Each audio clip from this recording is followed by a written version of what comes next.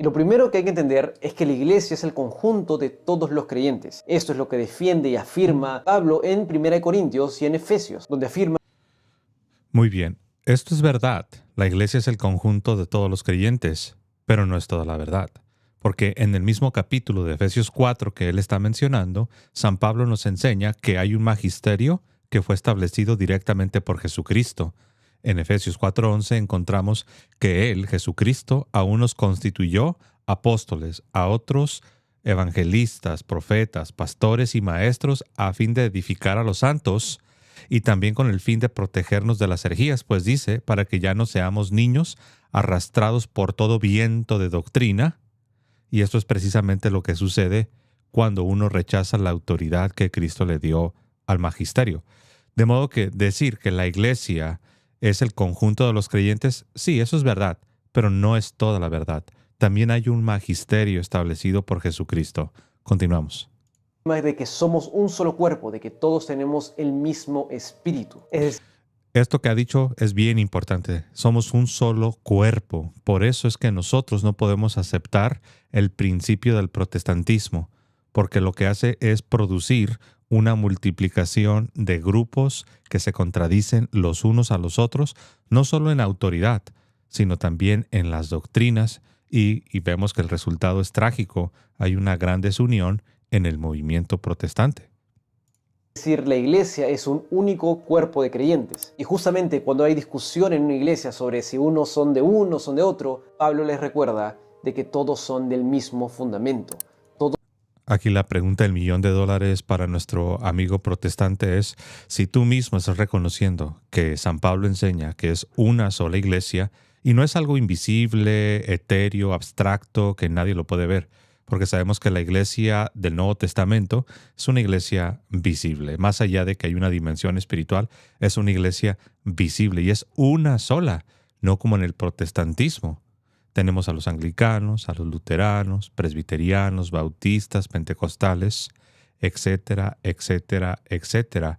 De modo que ahí ya vemos que el protestantismo no puede ser la iglesia de Jesucristo. Continuamos.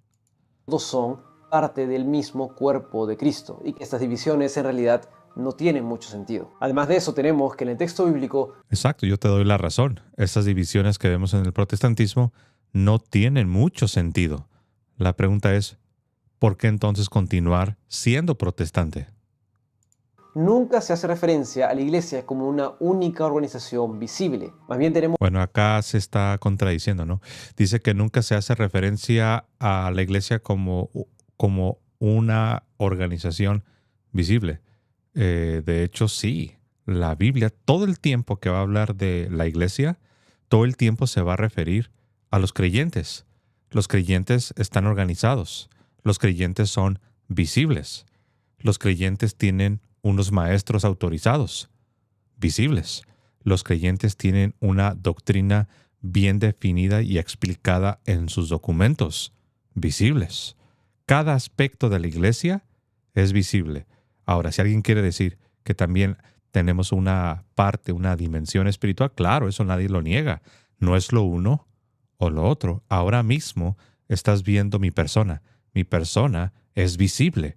Ahora, si tú quieres decir que yo tengo un espíritu, que yo tengo una dimensión que es invisible, bueno, tienes razón, pero no se sigue que no soy visible y que no puedo tener un nombre concreto, una dirección concreta, unas creencias concretas, unas reglas concretas, un liderazgo concreto.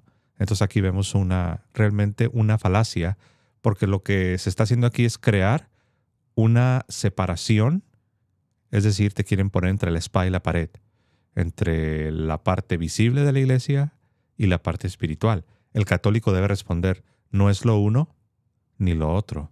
La iglesia es las dos cosas. Tiene una parte visible y también es cierto, tiene una parte espiritual.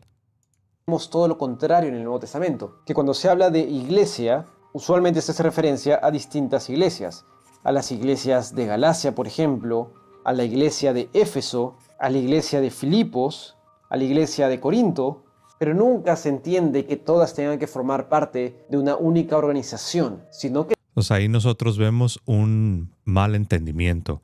Una cosa son las iglesias locales, o las iglesias particulares. Por ejemplo, la iglesia que está en la ciudad de Jerusalén, se puede decir la iglesia de Jerusalén. La iglesia que está en Antioquía, se puede decir la iglesia de Antioquía. De hecho, eso se sigue practicando hasta el día de hoy. Cualquier persona que vaya al catecismo, que vaya a los documentos de la Iglesia Católica, se va a dar cuenta que ese lenguaje, ese reconocimiento existe. Ahora, no se sigue que porque en un sentido podamos hablar de la Iglesia de Jerusalén, la Iglesia de Roma, la Iglesia de Ciudad de México, la Iglesia de Washington en Estados Unidos, no se sigue que no sea una sola iglesia. Entonces aquí vemos otra falsa dicotomía, es decir, una separación artificial que no es real, no debe existir. Entonces, ¿por qué está haciendo esto este joven protestante? La respuesta es sencilla, porque es un intento de justificar el estar fuera de la unidad visible de la Iglesia Católica, y eso es un problema. Que todas están unidas en amor porque son parte del cuerpo de Cristo. Entonces aquí dice que todas están unidas, pero no de manera visible. De hecho, hace un momento él dijo que lo que vemos en el Nuevo Testamento no es una iglesia visible, una organización visible, sino, dice él, sino todo lo contrario. Wow. Y luego todavía aquí agrega que la unidad es el amor. En otras palabras, él está aquí negando la unidad en su organización, la unidad en su doctrina, en sus credos. En otras palabras, él está negando la unidad en la fe. Alguno preguntará, ¿pero por qué está haciendo eso este joven protestante? Porque precisamente el protestantismo, eso es lo que hace. Están desunidos en la doctrina, están desunidos en la organización, están desunidos en el liderazgo, tienen una división prácticamente en cada aspecto.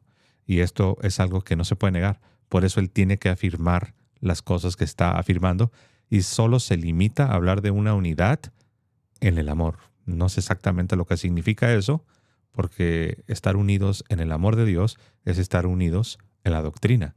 Estar unidos en el amor de Dios es estar unidos en la autoridad, en nuestros líderes, en nuestros pastores. Pero bueno, vamos a continuar.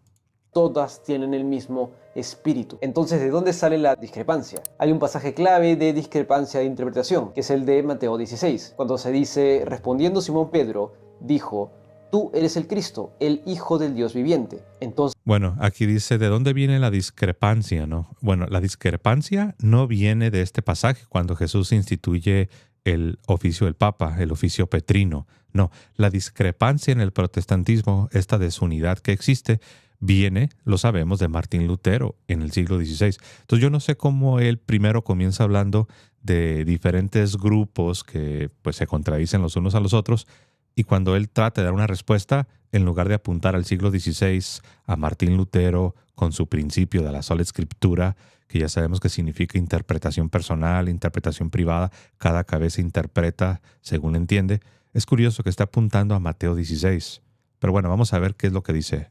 Entonces le respondió Jesús, bienaventurado eres Simón, hijo de Jonás, porque no te lo reveló carne ni sangre, sino mi Padre que está en los cielos. Y yo también te digo, que tú eres Pedro, y sobre esta roca edificaré mi iglesia, y las puertas del Hades no prevalecerán contra ella. Y aquí hay una discrepancia importante que da pie a un endurecimiento y una tergiversación de cierta postura bíblica. Cuando Jesús dice, tú eres Pedro, sobre esta roca edificaré mi iglesia, hay discusión sobre a qué se refiere roca. Y hay tres posturas. La primera es que roca se refiere directamente a Pedro. Pedro significa piedra, roca, entonces una lectura muy natural del texto en este contexto significaría que Jesús está diciendo sobre Pedro, sobre ti Pedro, voy a edificar mi iglesia. Esto es una interpretación razonable. Otra postura dice que la piedra a la que se refiere es en realidad la verdad que Pedro está revelando, es decir, la verdad de que Jesús es el Cristo, es el Hijo del Dios viviente. Y la tercera interpretación es que se está refiriendo a Jesús mismo. Para hacer una afirmación teológica, para hacer una afirmación bíblica, no solo hay que leer el texto en su contexto. Hacer teología implica tomar todos los textos que se refieren a una verdad revelada y sobre esos obtener una conclusión. Muy bien. Primeramente aquí debo decir que no es lo uno o lo otro. La Iglesia Católica siempre, desde la antigüedad hasta el día de hoy, siempre ha reconocido que roca en la Sagrada Escritura se puede usar para diferentes cosas. Se puede usar como una referencia a Cristo, como el el fundamento de la iglesia, como la piedra angular. Se puede usar con relación a Pedro, como Jesús lo hace en Mateo 16, como un signo sólido de la unidad visible de la iglesia. También se puede usar incluso para los cristianos en lo individual. Se nos dice que nosotros somos piedras vivas, somos esas rocas vivas, las cuales conformamos el templo de Dios que está siendo edificado por la obra del Espíritu Santo. De modo que la Iglesia Católica no niega o no falla en reconocer que en la Biblia se utiliza roca de diferentes maneras. Entonces, eso es una cosa. Ahora, de allí, de reconocer que roca se puede usar o se puede aplicar en diferentes circunstancias a diferentes realidades, eso es una cosa. Pero de allí a decir que en Mateo 16 Jesucristo no le entrega las llaves del reino, que es la iglesia, a Pedro, y que Pedro no es el primer líder de la iglesia, simple y sencillamente es hacer una gran injusticia a lo que Jesús hace en Mateo 16. Entonces, nada más para que no se confundan.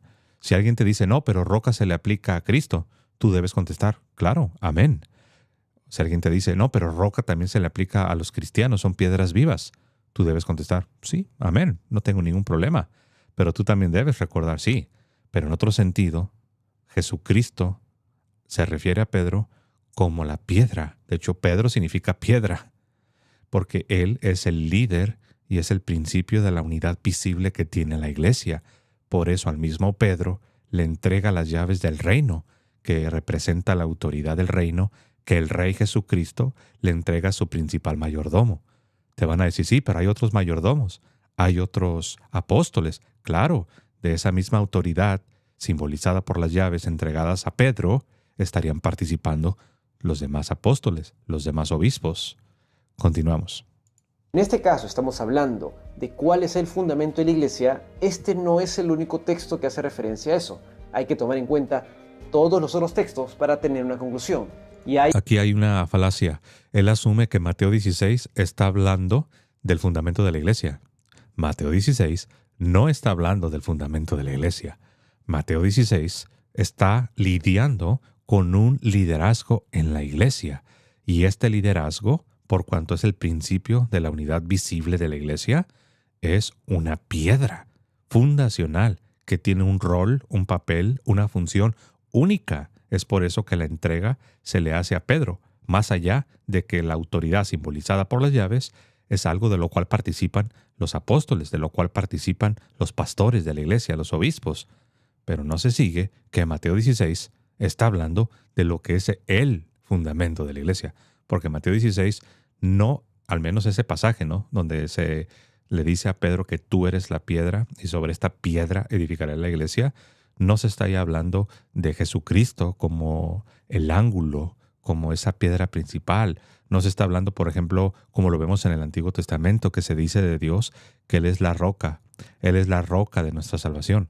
Entonces no se debe confundir. Al contrario, se debe distinguir. Y recuerden que el que no distingue termina confundiendo. El que no distingue confunde. Hay dos textos muy importantes que nos ayudan a esclarecer, que es el de Hechos 4:11 y el de Efesios 2:20. El pasaje de Hechos dice, «Este Jesús es la piedra reprobada por vosotros, los edificadores, la cual ha venido a ser cabeza del ángulo». Y el segundo pasaje de Efesios 2:20 es incluso más explícito, donde dice, «Así que ya no sois extranjeros ni advenedizos, sino conciudadanos de los santos y miembros de la familia de Dios, edificados sobre el fundamento de los apóstoles y profetas, siendo la principal piedra del ángulo Jesucristo mismo». De hecho, estos dos pasajes ilustran de manera perfecta lo que les acabo de explicar. Fundamento, en un sentido, es únicamente Jesucristo, pero también fundamento, en otro sentido distinto, son los apóstoles. Y también un fundamento o una piedra, en un sentido diferente, es Pedro. Es quien recibe las llaves directamente de Jesucristo. Es al que se le cambia el nombre y se le da, valga la redundancia, se le da el nombre de piedra, el nombre de Pedro. Pedro significa piedra.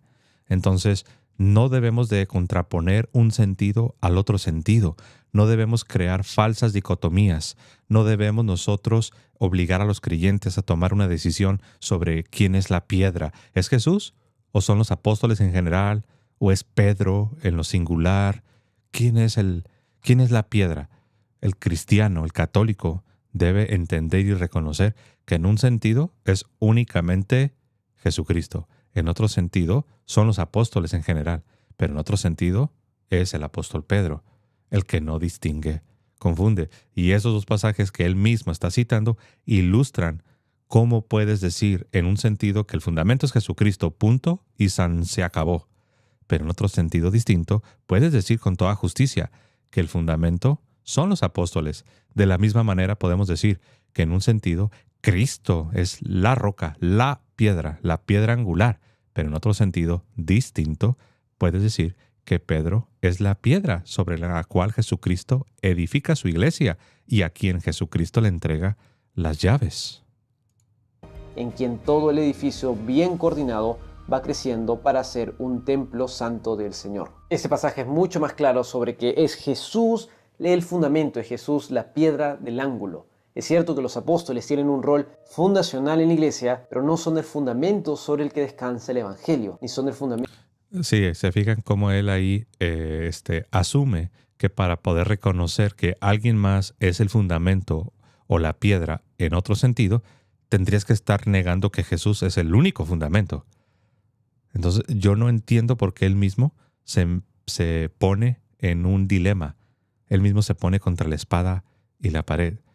Él está creando un problema donde no lo hay. Sobre el que puede descansar la iglesia.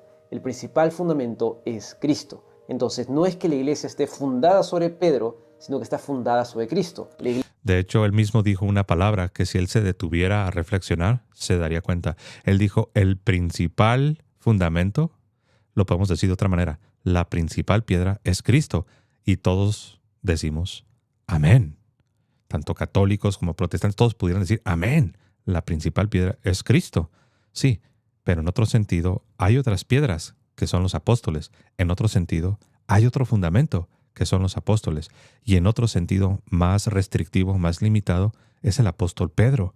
Negar lo último que acabo de decir, que en un sentido más limitado, más restrictivo, es el apóstol Pedro, esa piedra, negarlo es simplemente hacer injusticia a las palabras que Jesucristo dijo cuando le dijo, tú eres Pedro, y a ti, Pedro, te daré las llaves del reino de los cielos. Entonces, hay que tener cuidado, porque quizás sin darnos cuenta, vamos a terminar contradiciendo las mismas palabras del Verbo de Dios encarnado. La iglesia es el cuerpo de Cristo. Cristo es la cabeza de la iglesia. Todas estas son analogías, figuras que usa el texto bíblico para definir sobre qué está fundada la iglesia, sobre quién. Por ejemplo, aquí compara él lo que Jesús instituye en Mateo 16-18 con el hecho de que Cristo obviamente es la cabeza del cuerpo, es la cabeza de la iglesia. O sea, él está, iba a decir, comparando peras con manzanas, pero la verdad es mucho peor. Lo que él está haciendo es como si comparas naves espaciales con carritos con los que juegan los niños, ¿no? O sea, no hay una comparación. Jesucristo es el Rey de Reyes, es el Señor de Señores. Él es la cabeza de la iglesia, Él es la piedra angular, Él es el fundamento. No solamente es un fundamento como lo es Pedro o como lo son los apóstoles, Él es el fundamento. Entonces yo no sé por qué insiste en comparar dos cosas que son totalmente distintas, ¿no? Continuamos. ¿Quién está fundada la iglesia? Sin embargo, la Iglesia Católica Romana interpreta que este texto hace referencia a Pedro, y Pedro es el fundamento sobre el que se edifica la iglesia. Y lo más grave y preocupante es que de esta afirmación, de esta interpretación bíblica, se han sacado la infalibilidad del magisterio, por ejemplo, o la infalibilidad papal en sus... Es interesante ver cómo él asume que porque la iglesia reconoce las palabras de Jesucristo cuando dice tú eres Pedro y sobre esta piedra edificaré mi iglesia, es interesante cómo él asume que la iglesia estaría negando que Cristo es el fundamento, Cristo es la roca, Cristo es la piedra. O sea, él vuelve a caer en el mismo error. Entonces, aquí el problema que tiene tanto él como todos los protestantes es que no solamente caen en esta falacia, sino que cuando tú les preguntas, ok, ¿cuál es el sentido que tú como protestante le das a las palabras de Jesucristo cuando le dijo, tú eres Pedro y sobre este Pedro, sobre esta piedra, edificaré mi iglesia y a ti, Pedro, te daré las llaves del reino de los cielos? ¿Qué significa eso? Si eso no es la institución del oficio petrino, del papado, del liderazgo de la iglesia, ¿qué es entonces? Hasta el día de hoy, yo no he escuchado una explicación sensata por parte de ningún protestante. Te invito a que hagas el experimento. Pregúntale a tus amigos protestantes, ¿qué significa eso de que tú eres Pedro y sobre esta piedra edificaré mi iglesia y a ti, Pedro, te daré las llaves del reino de los cielos y lo que ates en la tierra será atado en el cielo y lo que desates en la tierra será desatado en el cielo? ¿Qué significa todo ese lenguaje? No tienen una explicación, porque si la tuvieran, serían católicos.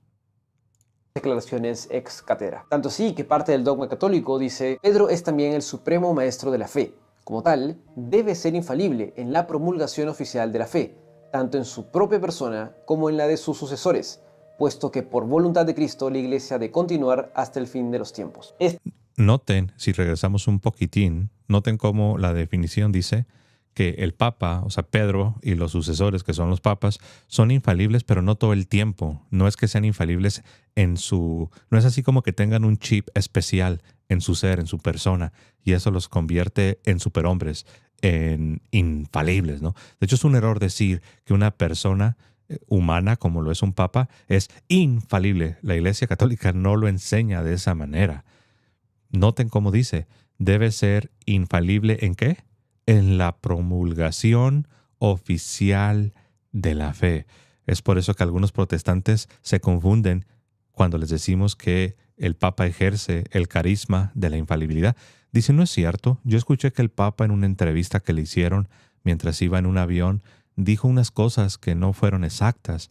O incluso el Papa en alguna reunión que tuvo dijo algo erróneo. O también dicen, en la historia ha habido papas que han tenido errores. Entonces imaginan que cuando nosotros afirmamos que a la hora de promulgar, definir, explicar y hacer definiciones oficiales, dogmáticas, cuando el Papa funciona como maestro para toda la iglesia y lo hace de manera oficial, ¿se imaginan que estamos diciendo que los papas son como superhombres que tienen un chip especial donde los convierte en hombres infalibles?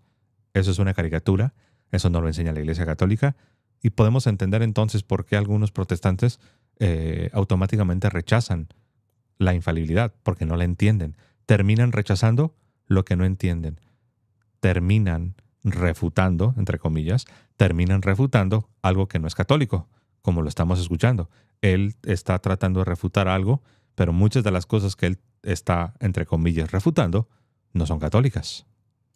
Hasta el fin de los tiempos. Esta es una deducción teológica en el mejor de los casos, pero realmente no tiene asidero bíblico la infalibilidad del magisterio ni la infalibilidad papal. Nunca. Sí tiene asidero. De hecho, tú citaste Efesios capítulo 4, pero solo citabas el verso, no recuerdo cuál fue el verso que citabas. Yo traje a colación el 11, que es donde Jesucristo instituye el magisterio. Recuerden que magisterio se refiere a los maestros, los magistros, los maestros oficiales que enseñan. Ahora, si sigues leyendo, en el verso 13 se nos dice que uno de los propósitos de tener este magisterio, de tener también un papa, el líder de la iglesia, es para que no seamos arrastrados por todo viento de doctrina. En otras palabras, para que no estemos siendo divididos de manera constante por enseñanzas heréticas erróneas. Y esto es precisamente lo que vemos que sucede con aquellos que rechazan al magisterio de la iglesia, con aquellos que rechazan el oficio del Papa. En otras palabras, es lo que vemos en el mundo protestante. Vemos a diferentes grupos de personas que son buenas y son bien intencionadas, pero los vemos que están siendo arrastrados por todo viento de doctrina. Están los vientos de la doctrina luterana, están los vientos de la doctrina presbiteriana, están los vientos de la doctrina bautista, están los vientos de la doctrina pentecostal. No sé cuál será la denominación de él, pero cada denominación representa esto. Son los vientos de doctrina que están arrastrando a los fieles y los están haciendo caer en errores y en algunos casos en herejías en el sentido más estricto. Continuamos. Se declara sobre la base del texto bíblico que alguno de estos hombres sea infalible. Se declara que son hombres de Dios, sí, pero más bien que son sumamente fallidos, que cometen errores, que no son perfectos y que todo lo que... Él asume que la infalibilidad significa que el Papa no peca, que no comete errores, que no falla. Nada podría estar más lejos de la verdad. Los papas, la gran mayoría de los papas, han tenido la costumbre de confesarse varias veces al mes. Algunos van cada semana, algunos cada 2 semanas, es dependiendo, ¿no? Pero, o sea, ¿por qué pensar que los papas no pecan, no fallan? La Iglesia Católica no lo cree, no lo enseña. Nosotros no lo andamos diciendo. ¿De dónde estará sacando él esa información? Obviamente de su falta de conocimiento. Infalibilidad no significa impecabilidad, no significa que nunca pecas. Ni siquiera significa, como dice él, que eres un hombre infalible. ¿Sí escucharon que él dijo hombres infalibles? Como si fueran superhombres, como que si tienen algo les pasó en su espíritu que los convirtió en superhombres. Esa no es la infalibilidad. ¿Se acuerdan de la definición que él mismo dio? Él mismo presentó la definición y es únicamente cuando se promulga de manera oficial la doctrina. Ahora, si alguien dice, no, pues no me importa, no quiero creer yo en la infalibilidad, entonces no tienes opción más que quedarte con un rico buffet de denominaciones con doctrinas que se contradicen las unas a las otras y desconocen las autoridades los unos de los otros. Tienen, entre comillas, tienen muchos mini magisterios. Cada denominación es un microcosmos con un micro magisterio que si te sales de esa burbuja y te vas a otra burbuja, a la presbiteriana, a la luterana, a la pentecostal, a la no denominacional, tienen otro micro magisterio y es un micromundo, es un microcosmos donde creen diferente al otro.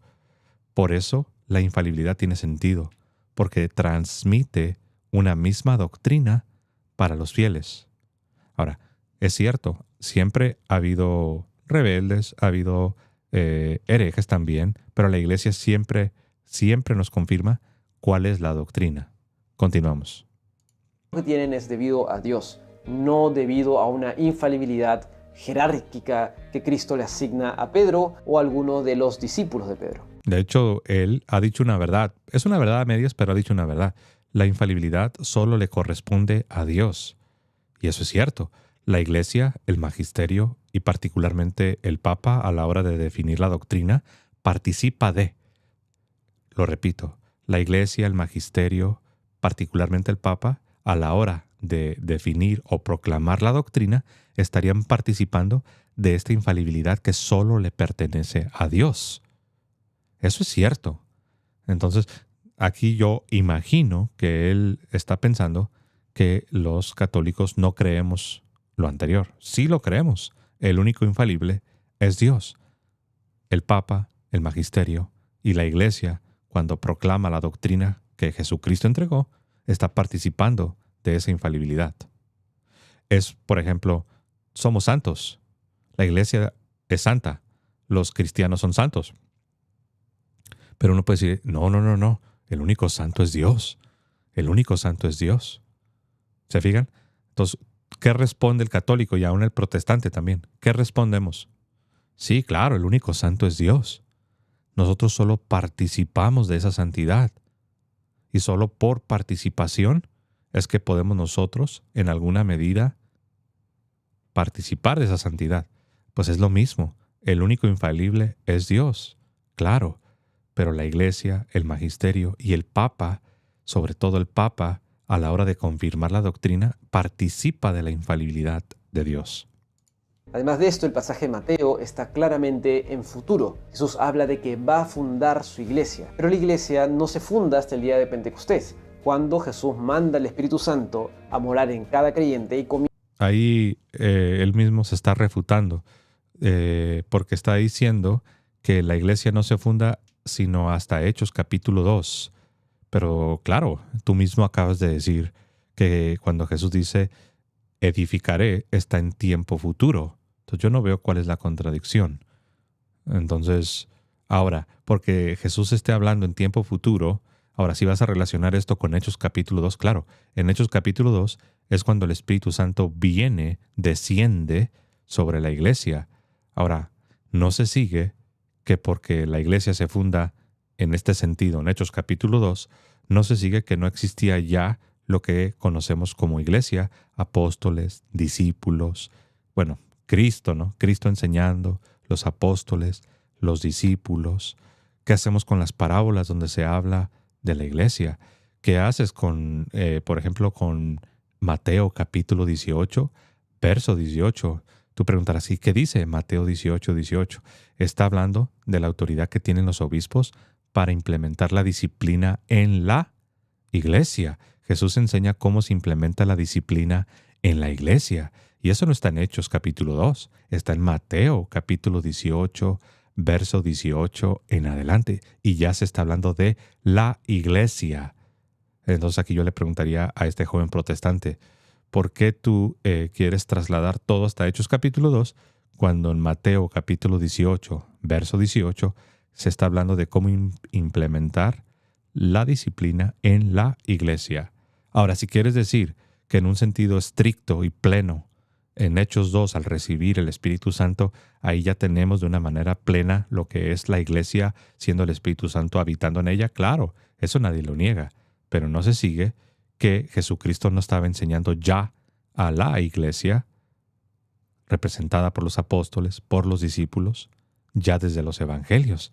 Sería casi como decir que no había iglesia durante las enseñanzas de Jesucristo en los 4 evangelios. No tiene sentido. Comienza el proceso de formación de la iglesia. Entonces, esta idea de que Jesús funda la iglesia católico-romana no tiene mayor asidero, y mucho menos al intentar sostener que Jesús funda una única organización visible. Jesús sí fundó una única, ahora si tú quieres llamarle organización, está bien, se vale, pero para ser más bíblico y para ser más específico es una única iglesia visible. Si notan cómo él de manera conveniente sustituyó la palabra iglesia por organización. Pero cualquier persona, aunque no sea una persona religiosa, sabe que en este contexto es exactamente lo mismo. Ya sea que digas así, Jesús fundó una única iglesia visible, o Jesús fundó una única organización visible, no estás diciendo cosas distintas, no estás apuntando a realidades diferentes.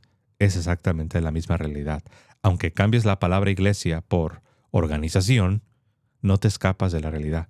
Jesús sí fundó una única comunidad. Yo puedo usar comunidad. No estoy cambiando la realidad. Jesús fundó una única comunidad visible. Los seres humanos son visibles. Las reglas son tangibles. Las doctrinas son específicas, son bien específicas, bien delimitadas. El liderazgo, los pastores son bien visibles, son bien específicos. Ahora tú dirás, pero hay una dimensión espiritual, ¿no? Claro, no es lo uno o lo otro. Yo tengo un cuerpo y tengo un espíritu. Una parte la puedes ver, la otra parte no la puedes ver, pero las dos cosas conforman mi persona. Eso me hace una persona humana viva, que tengo cuerpo y tengo espíritu. Continuamos.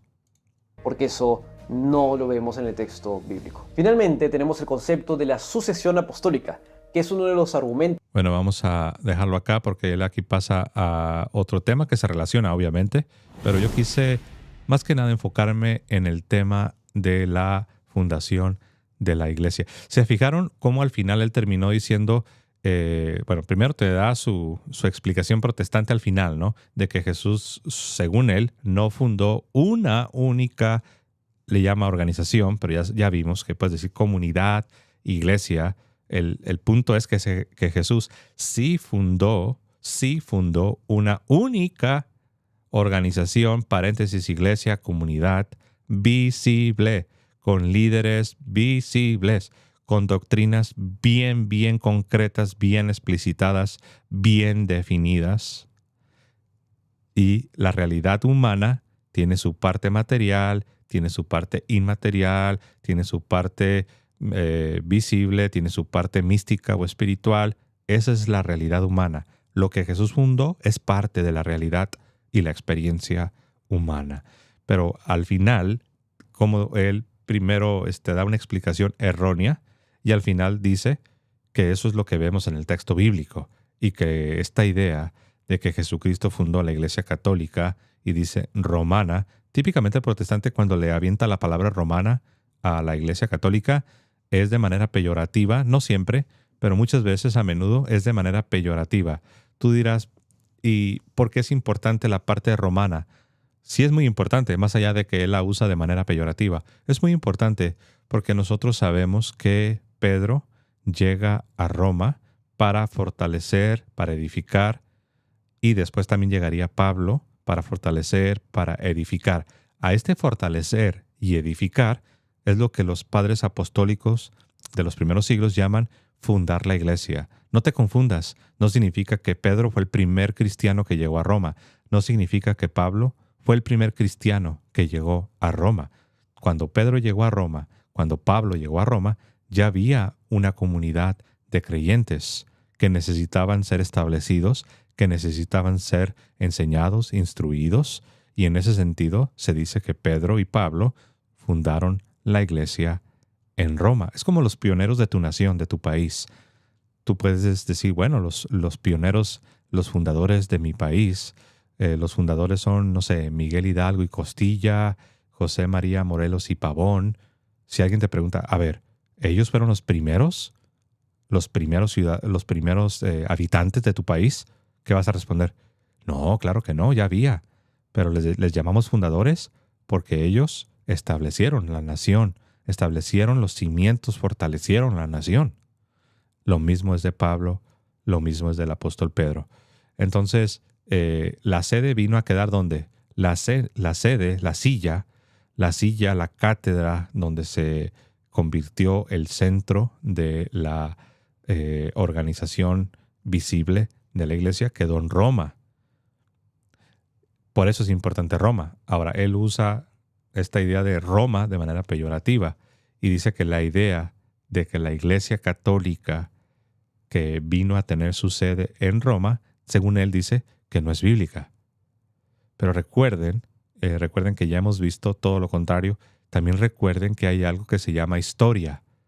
Tú puedes decir, bueno, si es cierto lo que explica la Iglesia Católica sobre sí misma, uno esperaría que cuando uno va a los primeros siglos, uno encontraría evidencias. Uno encontraría que efectivamente en Roma se estableció la sede y en Roma están los sucesores del apóstol Pedro. Oh, sorpresa, cuando vas a la historia, eso es precisamente lo que encuentras.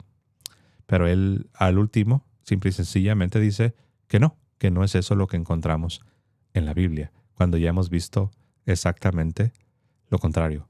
Vemos que en la Biblia Jesús fundó una única iglesia visible, con un liderazgo visible. Como líder principal, Pedro, el primer papa. Lo vemos claramente. Muy bien, pues vamos a dejarlo aquí. Les pido que le den like, comparten tus redes sociales, suscríbete si todavía no lo has hecho. Y me despido como siempre diciendo que viva Cristo Rey y que viva Santa María siempre Virgen. Hasta luego, hermanos.